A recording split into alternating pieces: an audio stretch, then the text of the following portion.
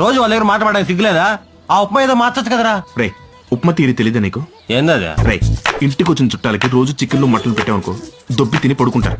అదే రోజు ఉప్మా పెట్టామనుకో 2 రోజుల కంటే ఎక్కువ ఉండరు. మళ్ళీ ఇంటికి రమ్మన్న కూడా రారు. That is called upma theory. నీకు వచ్చింది తెలుసా, మన దగ్గర ఇంకా 5 ఉప్మారా ఉంది.